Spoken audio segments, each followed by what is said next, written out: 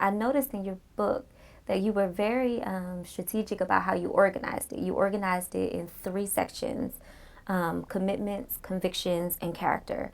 Can you say a little bit about what you mean by that and how you came to organize it in that way? Right. We were thinking in terms of kind of what are the broad, overarching Christian commitments that have some bearing on how we ought to go about thinking about public life.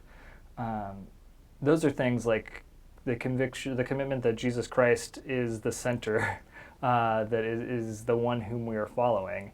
Uh, and I think we chose the word commitment there to evoke commitment to Christ. That's And helpful. and that kind of forms the center of those early chapters of the book. But then that's on one level that's almost like methodology. That's it's fairly abstract.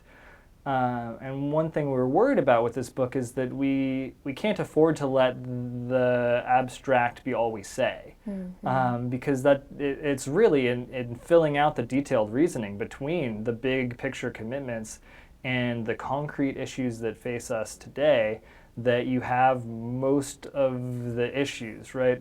To write a book telling Christians that Jesus Christ is the center of your life is not really worth doing. Most of them already know that.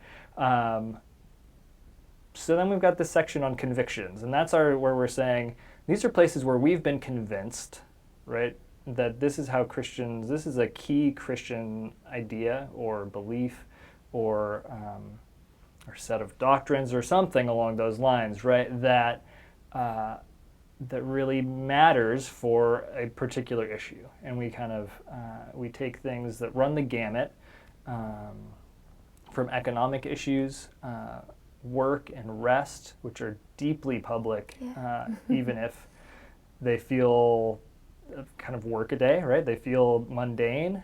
Maybe they don't have that kind of big picture feeling to them, but those are deeply public issues through issues of life, new life, the end of life, and then kind of really broad picture, the creation. How do we relate to that?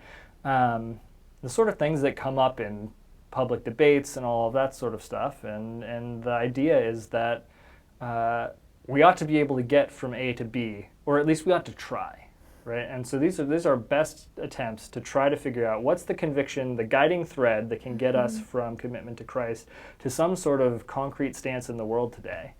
But then just getting the content right isn't enough, because you could do it in a really bad fashion. You could fail to witness in your manner, in your means, even if you've got the right kind of content to your convictions and the right conclusions and your reasoning is all good. So we talk about character. We think that kind of Christian public engagement today has to do with shaping character in Christ-like ways.